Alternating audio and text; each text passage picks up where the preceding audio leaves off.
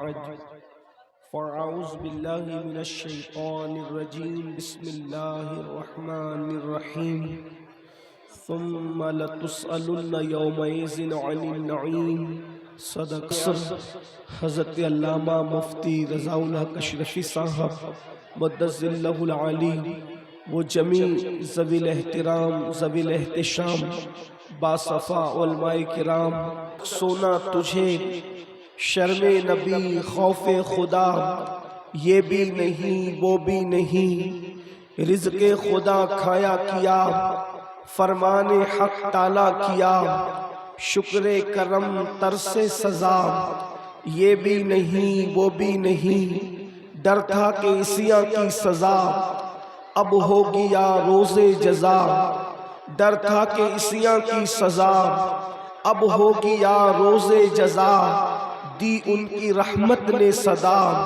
یہ بھی نہیں وہ بھی نہیں۔ آج کی یہ محفل راج محل کی سرزمین پر اصلاح عقائد و اعمال کے حوالے سے انعقاد پذیر ہے۔ اسی مناسبت سے آیہ کریمہ تلاوت کی گئی ہے۔ اللہ تبارک و تعالیٰ کی بارگاہ میں دعا ہے کہ اللہ رب العزت مجھے حق کہنے اور آپ سب کو حق سن کر اس پر عمل کرنے اور اسے عام کرنے کی توفیق عطا فرمائے۔ بحیثیت مومن ایمان والا ہونے کی حیثیت سے ہمارے عقائد میں یہ بنیادی عقیدہ ہے کہ مرنے کے بعد ہمیں پھر زندہ کیا جائے گا، مرنے کے بعد ہمیں پھر اٹھایا جائے گا۔ دنیا کی دوسری قومیں موت کے بعد اٹھائے جانے پر یقین نہیں رکھتی بہت سارے لوگ، لیکن مومن ایمان والا جو قرآن کو مانتا ہے، جو انبیاء کو مانتا ہے، آخری نبی پر جو ایمان لایا، اس کے لیے یہ لازمی ہے کہ وہ یہ عقیدہ رکھے کہ مرنے کے بعد ہمیں پھر اٹھایا جائے گا۔ اور جب ہمیں اٹھایا جائے گا تو کس لیے اٹھایا جائے گا؟ ہمیں اٹھانے کا مقصد یہ ہوگا، اللہ اکبر، کہ انسان سے اس کے اعمال کے بارے میں اس سے سوال کیا جائے۔ قرآن کہتا ہے اَيَحْسَبُ الْإِنسَانُ أَن يُتْرَكَ سُدًى، کیا انسان یہ تصور کرتا ہے کہ اس سے حساب نہیں ہوگا؟ اس سے ضرور حساب ہوگا، انسان سے حساب لیا جائے گا، اور کس ماحول میں لیا جائے گا اس کی ایک جھلک۔ پھر اس کے بعد اصل عنوان کی طرف آتے ہیں۔ میرے سارے بھائیوں کی اور ساری بہنوں کی خصوصی توجہ کا طالب ہوں، کس ماحول میں حساب ہوگا؟ اللہ اکبر، اگر ٹھنڈی ٹھنڈی ہواؤں کے ماحول کے اندر اللہ رب العزت انسان سے حساب لے، اگر باغ و بہار کے ماحول میں انسان سے اللہ حساب لے، اللہ اکبر، رحمتوں کی پھوار کے ماحول میں اگر اللہ انسان سے حساب لے تو بھی انسان کے بس میں نہیں، تو بھی انسان کی طاقت نہیں، تو بھی انسان کی قوت نہیں کہ وہ اللہ کو جواب دے سکے۔ تھوڑا تصور میں لائے، اگر کوئی پیر واقعی کوئی مرید کسی پیر سے سچی محبت کرتا ہے، یا کوئی شاگرد اپنے استاد سے سچا احترام کرتا ہے، وہ استاد کا سچا احترام کرتا ہے، اور اگر استاد اس سے پوچھ لے کہ بتاؤ تم نے فلاں کام کیوں کیا تھا، تو بتاؤ استاد کے سامنے کیا ایک سوال کا جواب شاگرد دینے کی طاقت رکھتا ہے؟ ہرگز نہیں۔ بیٹا باپ کے سامنے کیا کوئی جواب دینے کی قوت رکھتا ہے؟ مرید اپنے پیر کے سامنے کیا کوئی جواب دینے کی طاقت رکھتا ہے؟ اندازہ کرو میرے بھائیوں، غور کرو، ذرا سوچو اور تصور میں لاؤ، جب پیر کے سامنے مرید جواب دینے کی طاقت نہیں رکھتا، جب بیٹا اپنے باپ کے سامنے جواب دینے کی قوت نہیں رکھتا، جب شاگرد اپنے استاد کے سامنے جواب دینے کی قوت نہیں رکھتا، تو تصور میں لائیے وہ وحدہ لا شریک جس سے انبیاء بھی ڈرتے ہوں، جس سے اولیاء کا پتا جس کے خوف کی وجہ سے پگھل کر کے پانی ہوتا ہوا لوگوں نے دیکھا ہے، وہ داستانیں ہیں اللہ اکبر کہ کوئی روتے روتے اپنی آنکھیں کھو گیا، اللہ کے خوف میں بہت سارے اولیاء روتے روتے اپنی آنکھوں کی بینائی انہوں نے کھو دی. کچھ کا حال یہ تھا کہ جب اللہ کی بارگاہ میں جواب دینے کا تصور آتا تو ان کا پتا پگھل کر کے, ان کا جگر پگھل کر کے بہتا ہوا لوگ محسوس کرتے. اسی طرح لوگوں کے چہرے مایوس نظر آتے, لوگوں کے چہروں پر اداسیاں نظر آتی. سیدنا فاروق اعظم رضی اللہ تعالیٰ عنہ, آپ کے چہرے پر آنسوؤں کے نشانات دیکھے گئے. اللہ کے خوف سے رونے کی وجہ سے اندازہ فرمائے اللہ والوں کی کیفیت یہ ہے, انبیاء جس سے خوف زدہ ہوں, صحابہ کرام جس کے خوف میں آنسو بہائیں. اللہ اللہ ذرا غور کریں, وہ رب ہم سے سوال کرے گا, وہ رب ہمارا حساب لے گا. اللہ اکبر. اور ماحول کون سا ہوگا؟ باغ و بہار کا ماحول نہیں ہوگا, ٹھنڈی ہواؤں کا ماحول نہیں ہوگا, فضاؤں کا ماحول نہیں ہوگا, رحمت کی فواروں کا ماحول نہیں ہوگا, بلکہ وہ ماحول کیا ہوگا؟ اللہ اکبر. اللہ کے سچے رسول صادق و مصدوق مصطفیٰ کریم رؤوف الرحیم صلی اللہ علیہ وآلہ وسلم ارشاد فرماتے ہیں, یوم حساب, جس دن اللہ بندوں کا حساب لے گا, جس دن اللہ بندوں سے سوالات پوچھے گا, اس دن انسان کی کیفیت کیا ہوگی؟ انسان کے سر اور سورج کے درمیان صرف ایک ہاتھ کا فاصلہ ہوگا. انسان کے سر اور سورج کے درمیان صرف ایک ہاتھ کا فاصلہ ہوگا. ذرا تصور میں لاؤ, مئی کے مہینے میں زندگی گزار رہے ہو, جلسے میں انسان بیٹھا ہوا ہے, اللہ اکبر, تو گرمی کا احساس انسان کو بے چین کرتا ہے. پنکھے چل رہے ہیں پھر بھی بے چینی ہے, پنکھے چل رہے ہیں پھر بھی بے قراری ہے. رات کا ماحول ہے, سورج نکل کر چھپ چکا, چھپنے میں گھنٹوں گزر چکے, اس کے باوجود بھی گرمی کا یہ عالم ہے. اللہ اکبر. جب چوتھے آسمان پہ نکل کر کے چھپنے والے سورج کی تپش کا عالم یہ ہے کہ آدھی رات کو بھی گرمی محسوس کر رہے ہو, اس وقت جب انسان کے سر کے اوپر سورج ہوگا, چوتھے آسمان پہ نہیں, انسان کے سر پہ سورج ہوگا, اور انسان کے سر اور سورج کے درمیان صرف ایک ہاتھ کا فاصلہ ہوگا, ایک ہاتھ کا فاصلہ, جس کو بعض لوگوں نے سوا نیزے سے تعبیر کیا ہے. اللہ اکبر. آج سورج اپنی پیٹھ کی طرف سے چمک رہا ہے, اس وقت سورج اپنے چہرے کی طرف سے چمکے گا. جس کی پیٹھ کی تپش کا یہ عالم ہے, اس کے چہرے کی تپش کا عالم کیا ہوگا؟ اللہ کے سچے رسول صادق و مصدوق فرماتے ہیں, کوئی گھٹنوں تک پسینے میں ہوگا, کوئی کمر تک پسینے میں ہوگا, کوئی اللہ اکبر انسان کندھوں تک پسینے میں ہوگا, کسی کے منہ میں پسینے کی لگام ہوگی. اللہ اکبر. آنکھیں پانی بن کر بہ رہی ہوگی.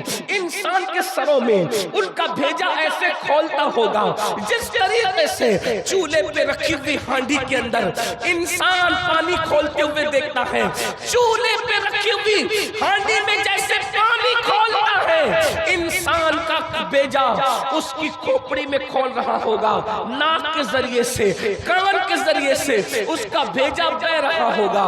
یہ انداز ہوگا. اس وقت اللہ بندے سے اس کے بارے میں پوچھے گا, اس کی زندگی کے بارے میں پوچھے گا, اس سے سوال کرے گا. سوال کئی ایک ہوں گے, سوال بہت زیادہ ہوں گے, لیکن ایک سوال قرآن یہاں بیان کر رہا ہے, ثُمَّ لَتُسْأَلُنَّ يَوْمَئِذٍ عَنِ النَّعِيمِ. اس ماحول میں اس دن ہم تم سے نعیم کے بارے میں پوچھیں گے. نعیم کے بارے میں اللہ تم سے پوچھے گا. نعیم کیا چیز ہے؟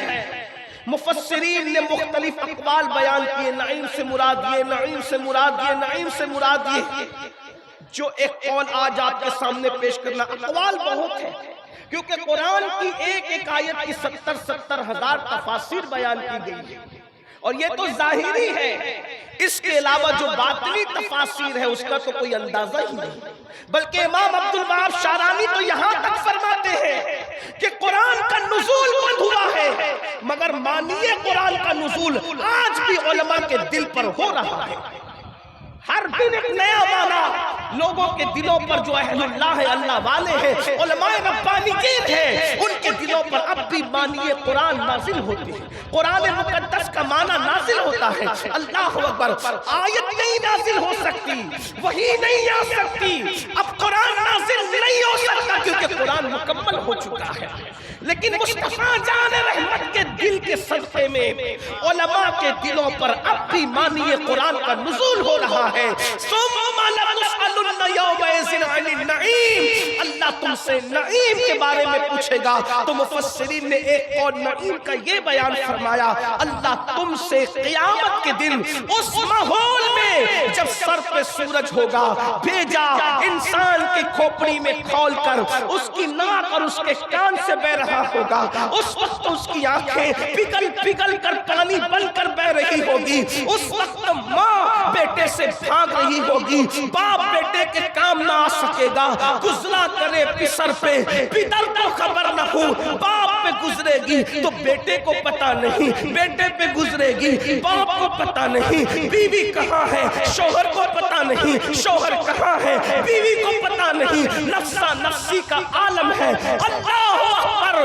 اس ماحول میں اللہ تم سے پوچھے گا ثم لتسألن یومئذ عن النعیم. نعیم کے بارے میں, نعیم سے مراد مفسرین کہتے ہیں اللہ تم سے اس ماحول میں تمہاری جوانی کے بارے میں پوچھے گا کہ بتاؤ تم نے اپنی جوانی کی راتوں کو کہاں گزارا, تم نے اپنی جوانی کے دن کو کہاں گزارا, کیسے گزارا. اب مجھے بتاؤ, پیر کو جواب دینے کی حیثیت نہیں, مرشد کو جواب دینے کی زبان میں طاقت نہیں, استاد کو جواب دینے کی طاقت نہیں, باپ کو جواب دینے کی طاقت نہیں. اللہ کی بارگاہ میں ہم کس منہ سے بیان کریں گے کہ راتوں کو نرم نرم گدوں پہ لیٹتے تھے اور زنا کی فلمیں دیکھتے تھے. مجھے بتائیں میری قوم کے جوان شرق سے لے کے غرب تک, یقیناً راج محل کے جوان ایسے نہیں ہوں گے لیکن دنیا کے سبھی لوگ سنتے ہیں. میں پوچھنا چاہتا ہوں اللہ کی بارگاہ میں اپنی جوانی کی راتوں کا حساب لوگ کیسے دیں گے؟ نرم گدوں پہ لیٹ کر زنا کی فلمیں دیکھنے والے, اپنے دن کو فی اللہ اکبر شراب پی کر, جوا کھیل کر, نشہ کر کے اپنی زندگی کو, جوانی کو تباہ کرنے والے, کانوں میں ایئر فون لگا کر گانے سننے والے, ماں باپ کی نافرمانی کرنے والے, بہنوں کا حق مارنے والے, بیوی کی حق تلفی کرنے والے. مجھے بتاؤ اللہ کو کیا جواب دیں گے؟ اور مائیں اور بہنیں بھی موجود ہیں, بہنیں اللہ کو کیسے جواب دے سکے گی کہ وہ بغیر دوپٹے کے بڑی بے باکی کے ساتھ کبھی میلوں میں جایا کرتی تھی, کبھی فلموں میں جایا کرتی تھی, کبھی ولیموں میں جایا کرتی تھی. مجھے بتاؤ اللہ تم سے تمہاری جوانی کے متعلق پوچھے گا. اور سن لو اللہ اکبر, کتنا پوچھا جائے گا اس کی تو کوئی حد ہی نہیں. بلکہ قرآن تو یہاں تک کہتا ہے فَمَن يَعْمَلْ مِثْقَالَ ذَرَّةٍ خَيْرًا يَرَهُ وَمَن يَعْمَلْ مِثْقَالَ ذَرَّةٍ شَرًّا يَرَهُ. ایک ذرے برابر نیکی کی ہوگی اللہ وہ بھی دکھائے گا, ذرے برابر برائی کی ہوگی اللہ وہ بھی دکھائے گا. آپ مجھے بتائیں آج ہم کیا کر رہے ہیں, ہماری زندگی کیا ہے؟ جوانی کی قدر کرو. مولا کائنات سید السادات سیدنا علی کرم اللہ تعالی وجہہ الکریم ارشاد فرماتے ہیں جوانی کی ایسے ہی قدر کرنا جیسے کسی عزتدار مہمان کی قدر کرتے ہو. مہمان کی قدر, مہمان کی قدر جیسے کرتے ہو. راج محل والوں آپ تو مہمانوں کی قدر کرنا جانتے ہیں. ہم راج محل آتے ہیں تو شرمندہ رہتے ہیں. اس کی وجہ یہ ہے فقیہ عصر حضرت علامہ مفتی رضا الاقصی مدظر اللہ العالی اپنے گھر لے جا کر اتنا پیار دیتے ہیں. ہم سوچتے ہیں کہ ہم اتنے چھوٹوں کو وہ کتنا نوازتے ہیں, کتنی مہمانی کا انداز. آپ اندازہ فرمائیں, آپ لوگ اتنی مہمانی کرنا جانتے, عزت کرنا جانتے, پیار کرنا جانتے. اللہ تبارک و تعالی فقیہ عصر کو عمر نو نصیب فرمائے. ماشاءاللہ ایک طویل عرصے تک جامعہ اشرف میں دینی خدمات کو انجام دیا, اور اب جب وطن آئے تو بیماری کی وجہ سے خاموش نہیں بیٹھے بلکہ یہاں پر بھی اللہ کے دین کے کام میں مصروف ہے, لگے ہوئے ہیں. 5 منزلہ بچیوں کے لیے ادارے کا قیام ہو رہا ہے, خانقاہ کا قیام ہو رہا ہے. دیکھیں تو صحیح یہ کیسا مفتی ہے کہ صرف درسگاہ کا قیام نہیں ہے بلکہ خانقاہ کا بھی قیام ہے. اور یہ فکر میں اگر کسی نے رنگینی دی ہے تو وہ مخدوم المشائخ حضور سرکار کلا رحمت اللہ تعالی علیہ کے افکار و نظریات کی برکتیں اللہ پاک کی بارگاہ میں دعا کرتا ہوں کہ اللہ تبارک و تعالی بچیوں کے ادارے کو بھی جلد سے جلد قیام کا معاملہ آسان فرمائے اور خانقاہ بھی اپنی پوری روحانیت کے ساتھ ہمارے درمیان اپنی خدمات کو انجام دیتے ہوئے اپنی نگاہوں سے دیکھیں۔ اللہ کی بارگاہ میں دعا ہے کہ اللہ آسان فرمائے۔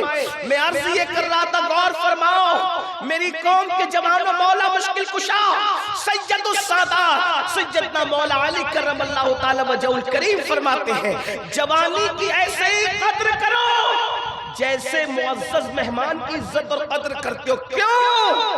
مہمان وہی ہوتا ہے جو جانے کے لیے آتا ہے۔ مہمان اسی کو کہتے ہیں جو جانے کے لیے آتا ہے، بلکہ مہمان کوئی مہمان ہو اگر وہ واقعی مہمان ہے تو وہ 3 دن سے زیادہ رک نہیں سکتا۔ ہر ایک کو پتہ ہے کہ مہمان بن کے آئے تو 3 دن میں چلا جائے گا، اور جو 3 دن میں نہ جائے وہ مہمان نہیں ہو سکتا۔ 3 دن میں جو جائے وہی مہمان ہے، اور جو 3 دن کے بعد رکے، حضور علیہ السلام نے خود فرمایا 3 دن تک مہمان ہے، اس کے بعد صدقہ ہے۔ اس کی تفصیل آپ جانتے ہیں ماشاءاللہ، یہ تو علماء کی سرزمین ہے۔ 3 دن تک مہمان رکتا ہے۔ مولا مشکل کشا کے قول کی ندرت پر قربان، اس عطر فکر پر قربان، جیسے مہمان 3 دن سے زیادہ نہیں رکتا، ویسے جوانی 30 سال سے زیادہ کسی کے پاس نہیں رکتی۔ 16 سال پر شروع ہوتی ہے اور 46 سال اور 50 آتے آتے انسان کی جوانی ختم ہو جاتی ہے۔ تو فرمایا جوانی کی ایسی قدر کرو جیسے عزتدار مہمان کی قدر کرتے ہو، اور اللہ کو جوانی بھی پسند اور جوانی کی عبادت بھی پسند۔ اسی لیے تو اللہ کے سچے رسول صادق و مصدوق مصطفیٰ جان رحمت غیب کا نبی صلی اللہ علیہ وسلم نے ارشاد فرمایا جوانوں کی قدر کرو۔ ہمارے مذہب میں جوان کی کیا عزت ہے، اللہ کے سچے رسول پوری کائنات جن کی عزت کرتی ہے، بلکہ عزت بھی جس کی عزت کرتی ہو وہ رسول فرماتے ہیں جوانوں کی قدر کرو۔ اس لیے کہ آقا نے فرمایا جب مکے میں نے نبوت کا اعلان کیا تو مکے کے بڈھوں نے میری دعوت کو رد کر دیا، مکے کے جوانوں نے میری دعوت کو قبول کر لیا۔ آقا نے فرمایا اسی لیے جوانوں کی قدر کرو۔ دیکھو صحابہ میں جو سب سے بڑی عمر کے صحابی تھے، افضل البشر بعد الانبیاء بالتحقیق سیدنا ابو بکر صدیق، انہوں نے جب کلمہ پڑھا تو اس وقت ان کی عمر 37 سال کی تھی۔ فاروق اعظم نے کلمہ پڑھا، عمر 27 سال کی تھی۔ مولا علی نے کلمہ پڑھا، 7 یا 10 سال کی عمر تھی۔ حضرت سعد بن ابی وقاص کہتے ہیں جب احد کی جنگ میں حضور پہ آنے والے تیر کو میں نے اپنے سینے پہ لیا تھا، اس وقت میری عمر 16-17 سال سے زیادہ کی نہیں تھی۔ ابھی میرے چہرے پہ داڑھی کے بال نکلنا بھی شروع نہیں ہوئے تھے کہ میں نے احد کی جنگ میں رسول اللہ پہ آنے والے تیر کو اپنے سینے پہ لیا تھا۔ ہمارے یہاں جوانوں کی کتنی عزت ہے، کتنی قدر ہے، بلکہ ایک حدیث سن لیں اور ایمان تازہ کریں۔ جوانی دیکھو جب عبادت کرو گے صلہ ملے گا، لیکن جوانی ہے۔ کسی شاعر نے بہت اچھی بات کہی ہے، کہہ رہا تھا کہ نشہ ایمان ہوتا ہے، نشہ شراب کا نہیں، عشق مصطفیٰ کا۔ ایمان نشہ ایمان ہوتا ہے، سراحی دین ہوتی ہے۔ جوانی کی عبادت بھی بڑی رنگین ہوتی ہے۔ اصل عبادت کا مزہ جوانی میں آتا ہے، ورنہ آدمی جب بوڑھا ہو جائے پھر گھٹنے دکھ رہے ہیں، کمر دکھ رہی ہے، پھر دل ویسا نہیں لگتا عبادت میں۔ غور فرمائیں اللہ کے سچے نبی صادق و مصدوق صلی اللہ علیہ وسلم نے ارشاد فرمایا جو جوان صبح کے وقت عبادت کرتا ہے، صبح کی عبادت کرتا ہے، تو آقا فرماتے ہیں وہ صبح کے وقت عبادت کرنے والے جوان کو اللہ بوڑھوں پر ایسی فضیلت عطا کرتا ہے جیسے نبیوں کو اللہ نے عوام پر فضیلت عطا فرمائی ہے۔ غور کریں، نبیوں کی مرسلین کی فضیلت جیسے پبلک پر ہے، عوام پر ہے، ویسے اس جوان کی فضیلت بوڑھوں پر جو صبح کو عبادت کرے اس کی یہ شان ہے، جو راتیں مصلی پر گزارے اللہ اس کو کیا مقام عطا فرمائے گا۔ اور ایک اور حدیث سنیے، میرے آقا علیہ السلام ارشاد فرماتے ہیں، اللہ کے سچے رسول غیب داں نبی صلی اللہ علیہ وسلم نے فرمایا، جو جوان جوانی میں حرام سے بچے، اب ذرا جملوں پہ غور کرنا، جو جوان جوانی میں حرام سے بچے اور فرائض اور واجبات پہ عمل کرے، اللہ اس جوان کو 70 صدیقوں کے برابر ثواب عطا فرماتا ہے، 70 صدیقوں کا ثواب عطا کرتا ہے، 70 صدیقوں کا اجر عطا کرتا ہے۔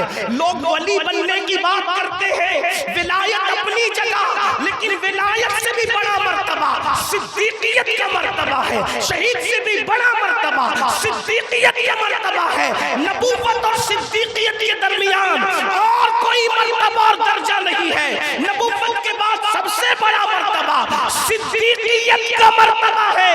اور ایک تو صدیق نہیں، جوانی میں جو حرام سے بچے اللہ اس سے 70 صدیقوں کا ثواب عطا فرماتا ہے، 70 صدیقوں کا اجر عطا فرماتا ہے۔ صرف حرام سے بچ جاؤ، فرائض اور واجبات کی پابندی کر لو۔ آئیے حرام سے کیسے بچے، کیا کیا حرام ہے، میں چند حرام آپ کو گناتا ہوں، اللہ کرے آپ بچ جائیں۔ صدیق ایک صدیق نہیں، 70 صدیقوں کا اجر۔ اور کون کہہ رہا ہے؟ جلسے کے ناظم نے نہیں کہا کہ لوگ مبالغہ کر جائیں، نہیں، یہ اس نے کہا ہے، میرے امام کہتے ہیں، وہ زبان جس کو سب کن کی کنجی کہے، اس کی نافذ حکومت پہ لاکھوں سلام، وہ دہن جس کی ہر بات وحی خدا، چشمہ علم و حکمت پہ لاکھوں سلام۔ حرام سے بچو، جوانی میں حرام سے بچو، فرائض اور واجبات کی پابندی کرو، 70 صدیقوں کا اجر ملے گا، 70 صدیقوں کا اجر ملے گا۔ حرام کیا ہے؟ نمبر 1 گن لیتے چلیں جتنے وقت میں گنجائش ہے، کیونکہ محفل تو جاری رہے گی لیکن مجھے اپنے وقت میں گفتگو تمام کرنی ہوگی۔ لیکن نمبر 1 پہلی چیز جو حرام ہے اور اشد حرام ہے وہ ہے جھوٹ۔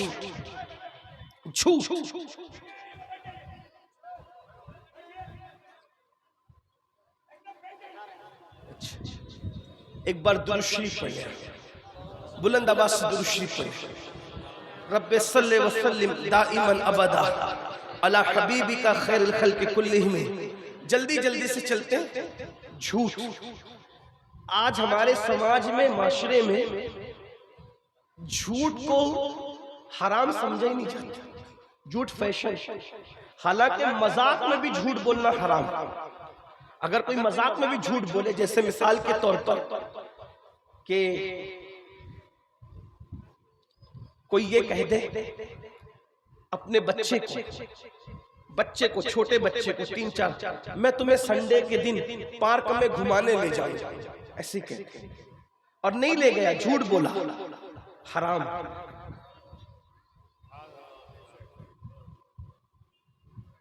مذاق میں بول دیا، وہ دیکھو عبد الرحمن آ رہا ہے، حالانکہ کوئی نہیں آ رہا تھا، یہ بھی حرام۔ اندازہ فرمائے جس مذہب میں، اب ذرا توجہ سے غور سے، میرے بھائیو ٹائم میرے پاس کم ہے، اگر آپ لوگ اسی طرح بات کرتے رہے تو میرا وقت، کوئی کچھ نہ کہے، میں عرض کر رہا ہوں، کوئی کچھ نہ کہے، تھوڑی دیر سن لیں، بہت اچھے لوگ ہیں آپ، محبت والے لوگ، تھوڑی دیر سنیں۔ آدھے گھنٹے سے بھی کم میں گفتگو مکمل کر لوں گا، لیکن سن لیں، اس لیے کہ کبھی کبھی تو آپ لوگوں سے ملاقاتیں ہوتی، آپ لوگ بہت بڑے بڑے خطبہ کو بلاتے ہیں، سنتے ہیں، میں کوئی خطیب نہیں، میں صرف اپنے دل کا درد آپ کے دلوں کے دروازے پہ انڈیلنا چاہتا ہوں، بس، اور کوئی بات نہیں۔ جھوٹ مذاق میں بھی حرام۔ غور فرمائیں، جس مذہب میں مذاق میں بھی جھوٹ حرام ہو، آج وہ قوم مسجد کے اندر بیٹھ کر بھی جھوٹ بولتی۔ سوچو، بلکہ اللہ کے رسول صلی اللہ علیہ وآلہ وسلم سے پوچھا گیا کہ یا رسول اللہ صلی اللہ علیہ وآلہ وسلم، کیا کوئی مومن فلاں گناہ کر سکتا ہے؟ فرمایا ہاں کر سکتا ہے۔ ایک بہت بڑے گناہ کا نام لیا، میں نہیں لوں گا، اس لیے نہیں لوں گا کہ لوگ آج اس کا بھی مس یوز کر سکتے ہیں۔ تو کوئی مومن فلاں گناہ کر سکتا ہے؟ حضور علیہ السلام نے ہاں کر سکتا ہے۔ کوئی مومن فلاں گناہ بھی کر سکتا ہے؟ ہاں کر سکتا ہے۔ پھر پوچھا یا رسول اللہ کیا مومن جھوٹ بھی بول سکتا ہے؟ آقا نے فرمایا نہیں، جو مومن ہوگا وہ جھوٹ نہیں بول سکتا۔ غور فرمائے کون کون؟ اس کا مطلب یہ ہے ہم لوگ قادری بن گئے، برکاتی بن گئے، رضوی بن گئے، اشرفی بن گئے، وارثی بن گئے، مداری بن گئے، ہم مومن کب بنے؟ کامل مومن کب بنے گے؟ بڑی معذرت کے ساتھ اگر پیر و مرشد نے ٹوپی دی ہے، ہم اس ٹوپی کی کتنی عزت کرتے ہیں اور کرنا بھی چاہیے۔ پیر و مرشد نے امامہ دیا ہے، شجرہ دیا ہے، پیر و مرشد نے اپنا لباس دے دیا ہے، کتنی عزت کرتے ہیں، سنبھال کے رکھا ہے۔ کہا کیا اس کو قبر میں لے جائیں گے؟ آپ سے پوچھتا ہوں پیر کے دیے ہوئے تحفے کی قدر ہے؟ رسول اللہ نے جو شریعت کا تحفہ دیا، اللہ کے قانون کا تحفہ دیا، قرآن جیسا عظیم تحفہ دیا، اس کی ہمارے نزدیک کیا قدر ہے؟ پیر کا شجرہ جتنا قیمتی ہے اس سے بڑھ کر سارے پیروں کے پیر، پیران پیر کے بھی پیر محمد رسول اللہ نے تو ہمیں قرآن جیسا عظیم دستور عطا فرمایا، وہ کہاں ہے؟ وہ زندگیوں میں کہاں ہے؟ شجروں کی بالکل عزت کی جاتی اور کی جائے گی، ہم اس کے کبھی مخالف ہیں۔ لیکن میں تو یہ کہتا ہوں سنیوں سے زیادہ قرآن کی اہمیت کو کوئی سمجھ نہیں سکتا۔ کیوں؟ اس لیے کہ جو قوم پیر کے شجرے کو اتنا جان سے زیادہ عزیز سمجھتی ہو، وہ رسول اللہ کی دی ہوئی کتاب کو کتنا عزیز سمجھنا چاہیے۔ لیکن بڑی معذرت کے ساتھ ہم نے زور اور چیزوں پہ دیا، حقائق سے ہم کہیں نہ کہیں آنکھیں چرا رہے ہیں۔ اور سن لو، اپنے زمانے کے بڑے بڑے مفتیوں کے درمیان اگر میں غلطی کروں تو یہ میری اصلاح کریں گے، اور یہ صرف دارالعلوم والے درسدائی لوگ نہیں بلکہ خانقاہی لوگ بھی ہیں۔ سن لینا، اگر رسول اللہ کے دیے ہوئے قرآن کی قدر نہیں کرو گے تو پیر کا شجرہ قبر میں رکھنا کوئی تمہارے کام نہیں آ سکے گا۔ قرآن کو چھوڑ دیا، جو قوم قرآن کو چھوڑ دے اللہ کے رسول اس کے خلاف اللہ کی عدالت میں شکایت کریں گے، اللہ میری قوم نے میرے قرآن کو چھوڑ دیا تھا۔ جس کی شکایت شافعی یوم النشور کرے اس کی سفارش کون کرے گا؟ کون اس کی سفارش کرے گا؟ اور قرآن میں ہے کہ اللہ رب العزت جھوٹوں پر لعنت کرتا ہے، لعنت اللہ علی الکاذبین، جھوٹوں پہ اللہ کی لعنت ہے۔ حدیث پاک میں آیا جب کوئی بندہ ایک بار جھوٹ بولتا ہے تو اس کے منہ سے اتنی بدبو نکلتی ہے کہ 1 میل دور فرشتہ ہٹ جاتا ہے۔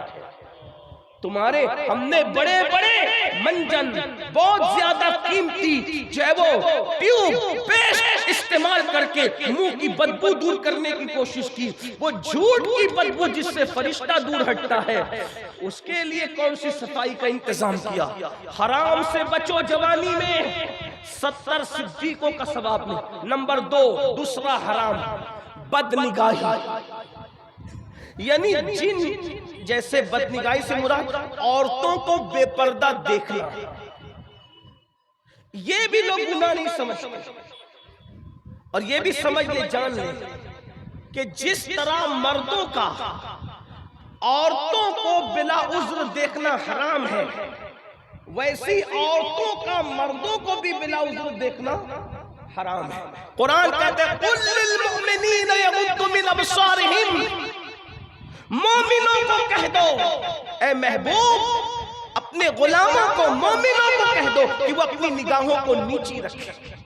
آج بدنگاہی جو حرام ہے، بلکہ حدیث پاک میں آیا کہ شیطان کے تیروں میں سے تیر ہے بدنگاہی، یعنی عورتوں پہ بدی کی نظر ڈالنا، عورتوں پر پاپ کی نظر ڈالنا، عورتوں پر گناہ کی نظر ڈالنا۔ کتنے لوگ نظروں کو بچاتے ہیں، نگاہوں کو کتنے لوگ بچاتے ہیں، کتنے لوگ حفاظت کرتے ہیں۔ سید الطائفہ حضرت جنید بغدادی رضی اللہ تعالیٰ عنہ فرماتے ہیں ہو سکے تقوی کی بات، ہو سکے اگر تمہیں دودھ دونے کی ذمہ داری نہیں ہے، دودھ دونا تمہارا کام نہیں ہے، تو ہو سکے تو بکری اور گائے کے تھنوں کو بھی دیکھنے سے پرہیز کیا کرو، یہ تقوی سے زیادہ قریب ہے۔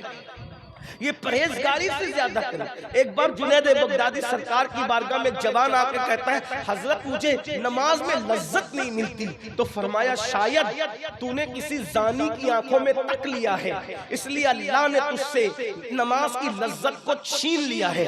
زانی کی آنکھوں میں تکنے سے نماز کی لذت چھین لی جاتی ہے۔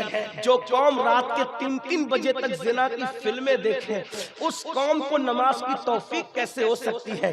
اس لیے کہ قدرت جس سے ناراض ہوتی ہے اس سے روزی روٹی نہیں چھینتی، قدرت جس سے ناراض ہوتی ہے اس سے عبادت کی توفیق چھین لیتی ہے۔ مسجدوں سے دور ہونے والوں، مسجدوں سے رشتہ توڑ لینے والوں، میں تو لوگوں کو کہتا ہوں کیا دن آ گئے۔ اقبال جیسے مفکر نے کہا تھا دی اذانیں کبھی یورپ کے کلیساؤں میں اور افریقہ کے تپتے ہوئے صحراؤں میں، دشت تو دشت ہے دریا بھی نہ چھوڑے ہم نے، بحر ظلمات میں دوڑا دیے گھوڑے ہم نے۔ میں پوچھنا چاہتا ہوں تم ہی تو تھے نا میرے جوانوں، تم نے یورپ کے کلیساؤں میں اذانیں پڑھی تھی، افریقہ کے صحراؤں میں اذانیں پڑھی تھی، تم ہی تھے۔ آپ سے پوچھتا ہوں آج تم یورپ کے کلیساؤں میں کیسے اذان پڑھو گے؟ جس کی حالت آج اتنی گر چکی، جو خود کے پیدا کیے ہوئے بچے کے کان میں اذان دینے کا علم نہیں رکھتا، وہ یورپ کے کلیساؤں میں کیسے اذان دے سکتا ہے؟ وہ افریقہ کے صحراؤں میں کیسے اذان دے سکتا ہے؟ کتنے حالات گر گئے، دین سے کتنے دور ہو گئے۔ آؤ سیدنا سلمان فارسی سرکار ارشاد فرماتے ہیں، حضرت سلمان فارسی کون ہے؟ اللہ اکبر، جن کے بارے میں میرے آقا نے ارشاد فرمایا کہ سلمان میری امت کے زاہدوں میں سے۔ کیسا زاہد؟ عراق کا گورنر بننے کے بعد بھی جس نے چھت کے نیچے کبھی سونا پسند نہیں کیا، بغیر چھت ایک درخت کے نیچے عراق کا گورنر رہتا تھا، جس کا خود کا گھر نہیں تھا اسے سلمان فارسی کہتے ہیں، جس نے کبھی اپنا گھر نہیں بنایا اس کو سلمان فارسی کہتے ہیں۔ اللہ اکبر، وہ سلمان فارسی فرماتے دیکھو نگاہ کی حفاظت کے بارے میں سرکار سلمان فارسی کا قول سن۔ سلمان فارسی فرماتے میں مارا جاؤں پھر زندہ کیا جاؤں، پھر مارا جاؤں پھر زندہ کیا جاؤں، پھر مارا جاؤں پھر زندہ کیا جاؤں۔ 3 بار مرنے کی تکلیف اٹھانا میرے لیے آسان ہے، لیکن 1 مرتبہ کسی کی شرمگاہ دیکھنا میرے لیے مشکل ہے۔ جملے پہ غور کریں، اندازہ کریں، میری قوم کے جوانوں، جوانی میں اپنی آپ کو برباد مت کرو، ہلاک مت کرو، تباہ مت کرو، سوچو اور غور کرو۔ سلمان فارسی کہتے 3 مرتبہ موت کی تکلیف اٹھانا آسان اور 1 مرتبہ کسی کی شرمگاہ دیکھنا میرے لیے مشکل۔ کہا کیوں؟ کہا کہ 1 بار کسی کی شرمگاہ دیکھنے پر یا خود کی شرمگاہ دکھانے پر جو عذاب دیا جائے گا وہ عذاب 3 مرتبہ موت کی تکلیف سے بھی زیادہ سخت ہوگا۔ اس لیے میں مرنا تو پسند کرتا ہوں لیکن کسی کی شرمگاہ، کسی کے سطر کو دیکھنا پسند نہیں کرتا۔ یہ باتیں حیا کی وجہ سے کہنے کی ہمت بھی نہیں ہوتی، مگر کریں کیا؟ جیسا مریض ہے ویسی دوا تو دینی پڑے گی۔ وہ قوم سلمان فارسی جو یہ بات کہیں کہ 3 مرتبہ مرنے کی تکلیف اٹھانا گوارا ہے، مگر 1 بار کسی کے سطر دیکھنے پہ جو عذاب ہوگا اس کی تکلیف ہم برداشت نہیں کر سکتے۔ آج کیا ہو گیا؟ زنا کی فلمیں عام ہو رہی ہے، اللہ اکبر، اور اسی کی وجہ سے زنا بھی عام ہو رہا ہے۔ میری قوم کے جوان 16 17 سال کی عمر میں وہ سب کچھ کر جا رہے ہیں، اللہ اکبر، جس کا تصور نہیں کیا جا سکتا۔ اللہ اکبر، یہی قوم کے جوان تھے، یہی مسلم جوانوں کی کیفیت تھی۔ اگر کوئی بندہ اپنی بیٹی کو عزت کی حفاظت چاہتا تو وہ کہتا چلو چل کر مسلمانوں کے محلے میں رہیں گے، اس لیے کہ مسلمان لوگ کسی کی بیٹی پر ہاتھ نہیں اٹھاتے، کسی کی بیٹی پہ آنکھ نہیں اٹھاتے۔ اللہ اکبر، یہ کردار تھا۔ اگر کوئی مسافر سفر کے لیے نکلتا تو اپنی بیٹی کو کسی مسلمان کے گھر رکھ کر کے جاتا کہ یہ مسلمان ہے، یہ کچھ اور تو کر سکتا ہے لیکن کسی کی بیٹی پر باپ کی آنکھ نہیں اٹھا سکتا۔ اور آج ہم بدنگاہی کا شکار ہیں۔ اللہ اکبر، سن لو، اگر بدنگاہی کا شکار ہو تو اللہ کے سچے رسول غیب کا نبی صلی اللہ علیہ وسلم نے ارشاد فرمایا جو اپنی آنکھوں سے حرام کو دیکھے گا قیامت کے دن اس کی آنکھوں میں جہنم کی سلائیاں پھیری جائے گی، جہنم کی سلاخیں ڈالی جائے گی۔ آپ مجھے بتائیں ایک اور گناہ حرام، کانوں میں ایئر فون لگا کر جو میرے جوان گانے سنتے، میوزک، گانے، موسیقی، وہ گانے جو زنا پر ابھارے، وہ گانے جو حرام پر ابھارے، وہ گانے جس میں کفریہ اور شرکیہ کلمات ہو۔ اللہ کے رسول صلی اللہ علیہ وآلہ وسلم ارشاد فرماتے ہیں کہ جن کانوں نے گانے سنے ہوں گے قیامت کے دن ان کانوں میں سیسا پگھلا کر کے ڈالا جائے۔ ان کا ہے ہمارے اندر طاقت اللہ کے عذاب کو برداشت کرنے کی طاقت نہیں ہے، تو بات سمیٹتے ہیں، سچی توبہ کا اللہ کی طرف پلٹو۔ کیوں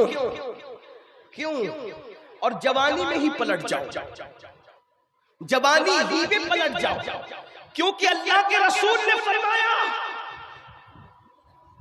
جو جوانی میں توبہ کرتا ہے اللہ اس جوان کو اپنا محبوب بنا لیتا ہے۔ اگر اللہ کا محبوب بننا ہے جوانی ہی میں توبہ کر۔ اور جن لوگوں نے جوانی میں توبہ کی وہ کیا تھے، خدا نے کیا بنا دیا۔ اختتامیہ کے طور پہ اپنی بہنوں کی بھی توجہ چاہتا ہوں، اس لیے کہ بہنیں بھی پہلے عورتیں گناہ کے معاملے میں اتنی آگے نہیں تھی، لیکن برا ہو سیریلوں کا، برا ہو فلموں کا، اس نے بھی عورتوں کو بہت مس گائیڈ کیا ہے۔ آپ کے یہاں کی عورتیں ایسی نہیں ہیں، ہندوستان کی عورتیں ایسی نہیں ہیں، لیکن دنیا سے یہ بات ہمارے کانوں میں آ رہی ہے اور تقریر تو پوری دنیا ہی کے لوگ سنتے ہیں الحمدللہ۔ اب تو ایسا ہے کہ سالی بہنوئی سے محفوظ نہیں، الا ماشاءاللہ، چچا زاد بہنیں چچا زاد بھائیوں سے محفوظ نہیں، بھاوج دیور سے محفوظ نہیں۔ یہ فلموں کی گندگی ہے، ہنسنے کی بات نہیں۔ ایک دور وہ تھا میرے بھائیوں کہ بھابھی کا چہرہ دیور پوری زندگی نہیں دیکھتے، اور بھابیاں دیوروں کے سامنے کبھی بے پردہ نہیں آتی۔ اور آج تو لوگ کہتے ہیں بھابھی دیور کا رشتہ تو ہنسی مذاق ہے، یہ کوئی اور مذہب میں ہو سکتا ہے، اسلام میں نہیں ہو سکتا۔ اسلام میں تو ہم دیور جانتے ہیں مولا علی جیسا، اور بھاوت جانتے ہیں سیدہ عائشہ صدیقہ جیسا۔ ہمارے مذہب میں تقدس، ہمارے مذہب کی پوترتا کی ہے۔ کیا ہو گیا، کیا ہوا ہے میری قوم کو؟ اللہ اکبر، یہ سب گندی سیریلوں کی گندگی ہے۔ اپنے گھروں سے سیریلوں کا خاتمہ ہونا چاہیے۔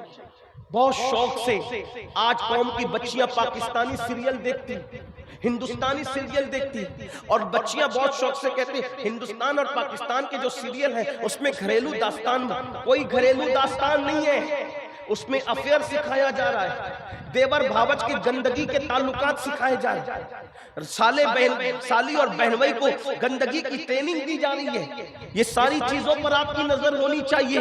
اپنے گھروں میں اسلامی ماحول بناؤ، اپنے گھروں میں اسلامی کلچر کو رواج دو، اپنے گھروں میں تقوی پرہیزگاری کے ماحول کو رواج دو۔ آج لوگ کہتے ہیں ہم دنیا میں اسلام کا پرچم لہرائیں گے، میں کہتا ہوں اپنے گھر کی سلطنت تیرے ہاتھ میں ہے۔ جب تو اپنے گھر میں اسلام قائم نہ کر سکا تو تو محلے میں کیا اسلام قائم کرے گا میرے بھائی؟ تو دنیا میں کیا اسلام قائم کر؟ تیرے گھر میں تیری چلتی ہے، جب تو نے وہاں اسلام قائم نہیں کیا بتا۔ یہ بہنیں بیٹھی ہوئی ہیں، ان سے کہتا ہوں سن لے وہ بھی توجہ کے ساتھ۔ پہلے کی عورتیں کیسی تھی؟ مر جانا گوارا تھا، کسی مرد کے سامنے آنا گوارا نہیں تھا۔ حضرت رابعہ بصری نام سنا ہوگا، وہ رابعہ کعبہ جس کے استقبال کے لیے آتا، مشہور واقعہ بار بار آپ نے سنا ہوگا، اگر نہیں سنا ہے تو دو جملے میں صرف اشارہ کر دوں، واقعہ نہیں بتاتا۔ جب رابعہ بصری حج کے لیے گئی تو کیا دیکھا کہ کعبہ رابعہ کے استقبال کے لیے آیا، تو رابعہ نے کعبہ دیکھ کے کہا اے کعبہ تو کیوں آیا؟ میں تجھے تو دیکھنے نہیں آئی تھی، میں تو یار کے دیدار کے لیے آئی تھی۔ وہ رابعہ بصری ایک مرتبہ جا رہی ہے رستے سے، کسی مرد نے دیکھ لیا، رابعہ بصری کو کسی مرد نے دیکھ لیا، توجہ کریں، آج مرد دیکھ لے، مرد پکڑ لے، چوڑی پہنانے کے بہانے عورتیں اپنا ہاتھ مردوں کے ہاتھ میں دیتی۔ اب تو مہندی لگانے کے لیے بھی عورتیں، آپ کے یہاں ایسا نہیں ہوگا مجھے پتا ہے، لیکن بڑے شہروں میں ایسا ہے، اور ویکسین کے طور پر میں یہ باتیں پیش کر رہا ہوں۔ مہندی لگانے کے لیے عورتیں مردوں کے پاس جاتی ہے، اس میں تو بہت سے مسلمان بھی نہیں ہوتے، اور وہ ٹائٹ جینس پہن کے بیٹھتے کمینے جان بوجھ کر خبیث، اور وہ تمہاری عورتوں کی کوہنیاں اپنی مانڈی پر رکھتے ہیں، اور مانڈی پہ رکھ کر کے پھر دلہنوں کو مہندی لگاتے ہیں، اور کس طرح پکڑتے ہیں۔ میں بزرگوں کے تقدس کے خیال سے اور منبر کے احترام کے خیال سے یہاں اس کا تذکرہ نہیں کرنا چاہتا، ورنہ ہم لوگ گراؤنڈ ریئلٹی کے لوگ ہیں، زمینی حقائق کے لوگ ہیں۔ ہم دنیا کے جو ہے وہ آسمان کے اوپر اور زمین کے نیچے کی بات کرنے سے پہلے زمینی حقائق کو آپ کے سامنے پیش کرنا چاہتے ہیں۔ غور کر لیں اور اچھی طرح غور کر لیں، تمہاری غیرت کہاں مرتی ہے جب تم غیر مسلم لڑکوں کے پاس اپنی بیٹیوں کو مہندی کے نام پہ بیچتے۔ دلہن کو ہاں اس کا شوہر بعد میں لگاتا ہے، پہلے وہ مہندی لگانے والا اور چوڑی پہنانے والا تمہاری بیٹیوں کو، تمہاری بچیوں کو اور تمہاری ہونے والی بہووں کو ہاتھ لگاتا ہے، اور اس کے بعد مہندی والا ہاتھ لگا کے کچل چکا، چوڑیے والا ہاتھ لگا کے کچل چکا، پھر رہی صحیح کسر وہ کیمرہ مین پوری کر لیتا ہے جو ویڈیو شوٹنگ کے موقع کے لیے آپ کے گھروں کی شادی میں آتا ہے۔ وہ باضابطہ طور پر لڑکیوں کو ہاتھ سے ٹرین کرتا ہے، اس طرح ہاتھ رکھو، ہاتھ لگا کے اس طرح دوپٹہ رکھو۔ کہاں جاتی ہے غیرت؟ اللہ کے رسول نے ایسے مردوں کے بارے میں کیا کہا؟ اللہ نے جنت میں لکھ رکھا ہے کہ جنت دیوسوں پہ حرام کر دی گئی، جنت دیوسوں پہ حرام کر دی گئی۔ پوچھا یا رسول اللہ جہنمی کون ہے اور دیوس کون ہے؟ تو فرمایا جس کے گھر کی عورتوں کے ساتھ یہ سب کیا جائے اور وہ چپ رہے، وہ دیوس ہے، دیوس۔ ارے تمہارے کلیجے کو کیا ہو گیا مسلمانوں؟ ایک دور وہ تھا کہ غیرت کی وجہ سے مسلمان اپنی بیٹی کے صرف دیکھ لینے والے کو برداشت نہیں کرتا تھا، اور آج مہندیوں کے نام پہ، چوڑیوں کے نام پہ، بیوٹی پارلروں کے نام پہ یہ سب کچھ ہو رہا ہے۔ کہاں ہیں ہم؟ کہاں ہیں ہم؟ یہ دیوسیت تمہیں برباد کر رہی ہے۔ تو عرض یہ کر رہا تھا کہ رابعہ بصری کو ایک مرد نے صرف دیکھ لیا، اللہ کا خوف اتنا طاری ہوا کہ اللہ کے خوف سے رابعہ زمین پہ گر گئی اور ہاتھ ٹوٹ گئے۔ ہاتھ ٹوٹا تو کہا اللہ تیرا شکر ہے۔ جس عورت کو کوئی مرد پاک کی نظر سے دیکھے تو اس کو یہ دکھ ضرور ملنا چاہیے، حالانکہ اس میں رابعہ کا کیا قصور تھا؟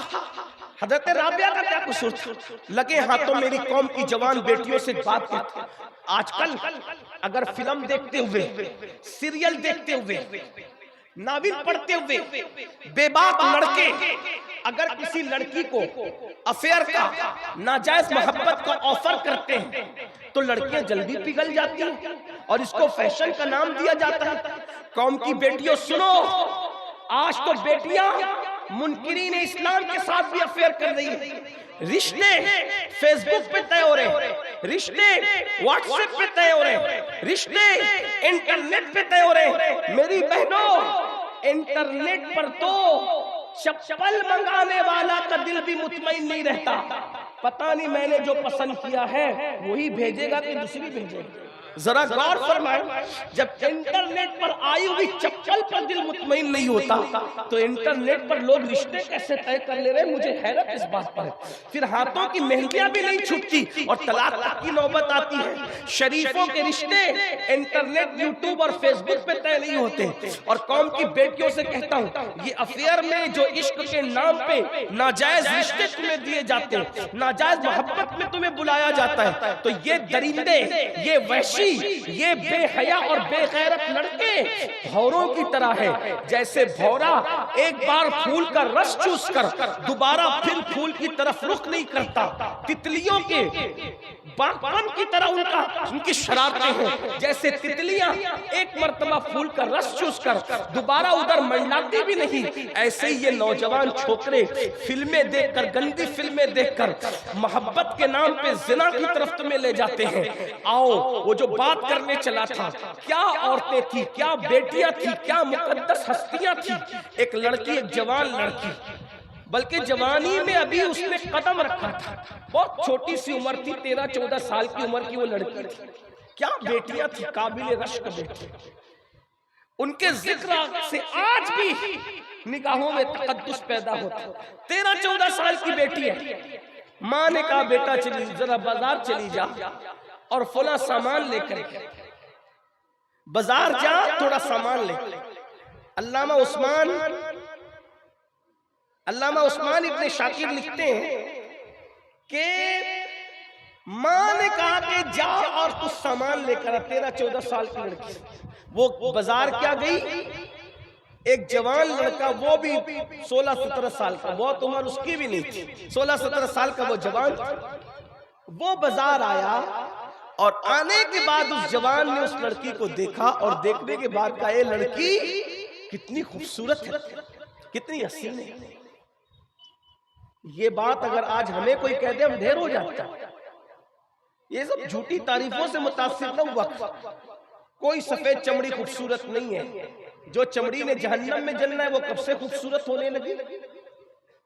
خوبصورت چمڑی تو وہ ہے جو جہنم کی آگ سے محفوظ ہے، اور کون سی چمڑی جہنم کی آگ سے محفوظ ہے وہ ابھی کسی کو پتہ نہیں چل سکتا، یہ تو جب تک کہ فیصلہ نہیں ہو جاتا قدرت کی طرف سے اس وقت تک کوئی نہیں کہہ سکتا۔ اس لیے اللہ سے ڈرتے رہو۔ لڑکی کو اس جوان لڑکے نے جو 16-17 سال کا جوان، ابھی جوانی میں اس کی شروعات ہوئی تھی، اس جوان نے کہہ دیا کتنی خوبصورت ہے تو، اور تیرے پورے وجود میں تیری آنکھیں کتنی خوبصورت، جی چاہتا ہے تیری جھیل سی آنکھوں میں ڈوب جاؤ۔ جوان نے کہنے کو تو کہہ دیا، لڑکی نے غیرت سے کہا میری خوبصورتی میں سب سے زیادہ تجھے میری آنکھیں اچھی لگی نا؟ اس نے کہا ہاں، کیا حسین ہے تیری آنکھیں، غزال سی آنکھیں، نرگس سی آنکھیں، جھیل سی آنکھیں، کتنی خوبصورت ہے تیری آنکھیں۔ اس لڑکی نے غصے اور غیرت کے ملے جلے جذبات میں کہا رک رک رک ٹھہر، ابھی تیرا علاج کرتی ہوں۔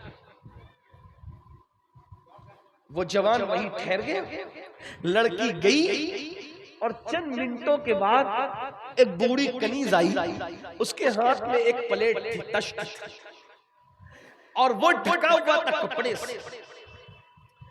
آنے والی کنیز نے کہا اے لڑکے تو ہی وہ جوان ہے نا، تھوڑی دیر پہلے کسی لڑکی کے حسن و جمال اور اس کی آنکھوں کی تو نے تعریف کی؟ ہاں میں وہی جوان ہوں۔ کہا اس لڑکی نے یہ تمہیں تحفہ بھیجا ہے۔ وہ جوان سمجھ گیا پہلی ہی محبت کامیاب، پہلی ملاقات کامیاب، لیکن جیسے ہی اس نے تشت سے کپڑا ہٹایا حیران رہ گیا۔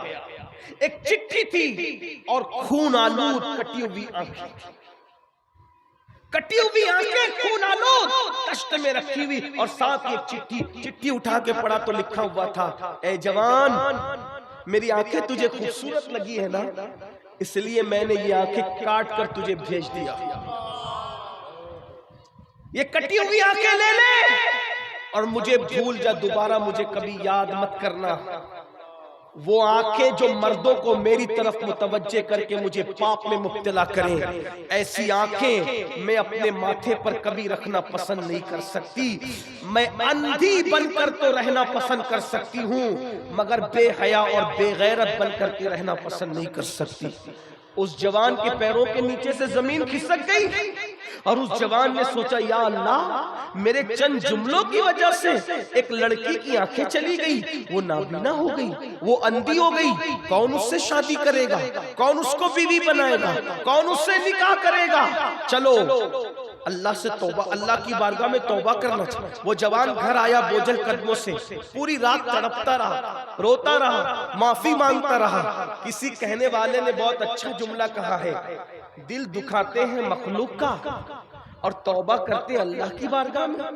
حالانکہ قدرت تو قانون بنا چکی ہے کہ جب تک میرے بندے معاف نہیں کریں گے حق تلفی کرنے والوں کو میں بھی معاف نہیں کروں گا. لیکن وہ جوان سوجھ بوجھ والا تھا.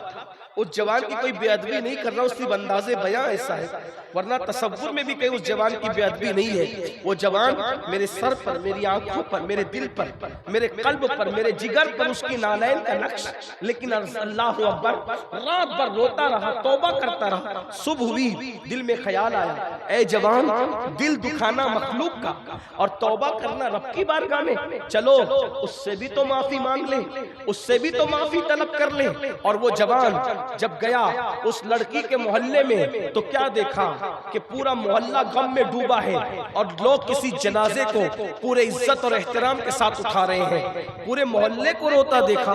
اس جوان نے کہا کس معزز ہستی کا انتقال ہو گیا کہ پورا محلہ غم میں ڈوبا ہوا ہے, ایک گھر نہیں پورا محلہ. تو کسی نے کہا پتہ نہیں کون منچلا تھا, پتہ نہیں کون دیوانہ تھا. ہمارے محلے کی بیٹی کل صبح بازار گئی, اس کی آنکھوں کی کسی نے تعریف کیا کر دی. غیرت کی وجہ سے اس بیٹی نے آنکھیں کاٹ کے اس کو بھجا دیا, اور غیرت کی وجہ سے آنکھیں تو کاٹ لی لیکن برداشت نہ کر سکی.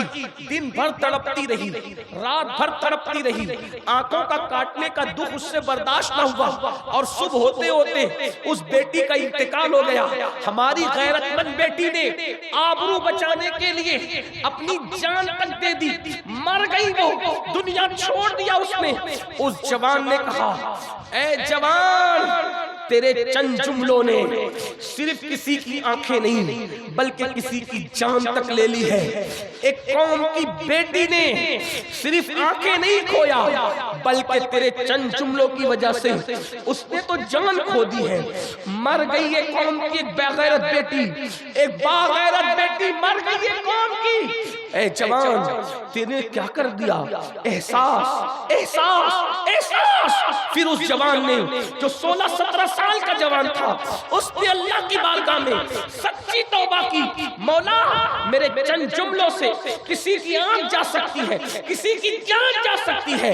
اب میں تجھ سے وعدہ کرتا ہوں کہ کبھی بھی میں کوئی عورت تو کیا کسی مرد کو بھی نظر بھر کے نہیں دیکھوں گا. اور پھر توبہ کے بعد وہ جوان ایک مرشد کی تلاش میں تھا, اور اس جوان کو مرشد ملا تو سید السادات, خاتم الولایہ, فاتح خیبر, سیدنا علی ابن ابو طالب جیسا مرشد ملا. اور پھر وہی جوان دنیا میں امام حسن بصری کے نام سے مشہور ہو گئے. اور اسی حسن بصری کو پھر وہ مقام ملا کہ رسول اللہ کا معراج والا جبہ جو رسول اللہ نے مولا علی کو دیا تھا, وہ جبہ مولا علی نے امام حسن بصری کو عطا فرمایا. سلسلہ قادریہ, سلسلہ چشتیہ, سلسلہ نقشبندیہ, یہ تینوں سلسلے اگر مولا علی پہ جا کے ملتے ہیں تو اس کے دو واسطے ہیں, ایک تو امام حسین کی ذات ہے اور دوسرے سیدنا امام حسن بصری رضی اللہ تعالیٰ عنہ کی ذات. یہ ہے جوانی میں توبہ کی برکت, یہ ہے جوانی میں توبہ کی عنایت. اس لئے میرے جوانوں, آؤ صدق دل سے ہم سب اللہ کی بارگاہ میں توبہ کریں, اپنے آپ کو بدلیں, زندگی میں انقلاب پیدا کریں. ورنہ یاد رکھیں یہ جوانی آئی ہے چلی جائے گی, بڑھاپے میں پچھتاؤ گے. اور جو جوانی میں پاپ اور جرم کرتے ہیں اللہ ان کو اتنا دردناک بڑھاپا دیتا ہے, اتنا ذلیل بڑھاپا دیتا ہے, وہ بستروں میں چھپ چھپ کے روتے ہیں لیکن بہت دیر ہو چکی ہوتی ہے, کوئی پوچھتا نہیں. حتیٰ کہ جوانی میں پاپ کرنے والے بڑھاپے میں بھیک مانگتے ہیں تو قدرت ان کو بھیک بھی نہیں ملنے دیتی. سید الطائفہ حضرت جنید بغدادی بغداد کے بازار سے گزر رہے تھے, ایک بڈھا بھیک مانگ رہا تھا, بغداد والے اس کے کٹورے میں بھیک بھی نہیں ڈال رہے تھے. تو کسی نے کہا مرشد, بغداد والے اتنے سخت دل ہو گئے کہ اس بڈھے کو بھیک بھی نہیں دیتے. تو مرشد جنید بغدادی نے فرمایا تھا کہ شاید اس نے جوانی میں پاپ کیے ہوں گے, اس لیے اللہ نے اس کو اتنا ذلیل بڑھاپا دیا. اور جب تحقیق کی گئی تو پتا چلا کہ سرکار جنید بغدادی کا اندازہ صحیح تھا. اس لیے جوانی کی یہ خوبصورت راتیں چلی جائے گی, جوانی کی یہ رنگین سی راتیں چلی جائے گی میرے بھائیوں، اے میرے جوانوں، پھر ایک رات قبر کی رات ہوگی، اسی جسم کو سڑنا ہے۔ جوانی میں پاپ کرنے والوں، پاپ کرو گے تو یہ جسم قبر میں سڑے گا، بدبودار ہوگا، اس کو قبر کی مٹی کھائے گی، اس کو قبر کی مٹی کھائے گی، اس میں کیڑے چلیں گے، یہ آنکھیں بہے گی۔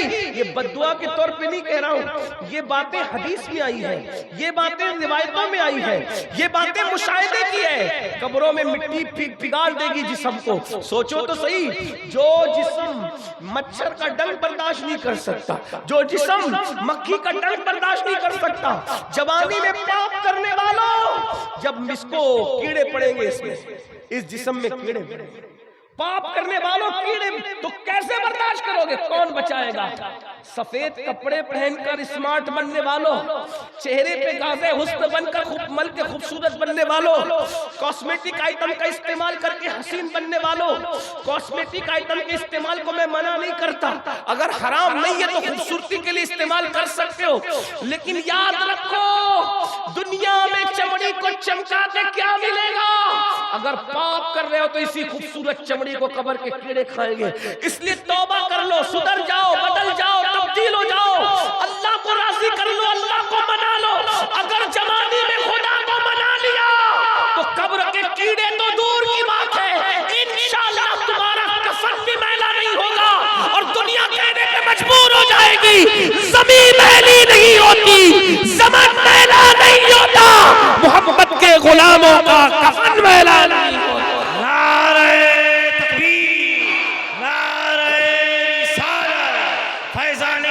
اشرف کانفرنس۔ استغفر اللہ وما علینا الا البلاغ۔ السلام علیکم ورحمۃ اللہ وبرکاتہ۔ جائیں نہیں، محفل جاری رہے گی، آپ تشریف رکھیں، محفل کے تقدس کو قائم رکھیں۔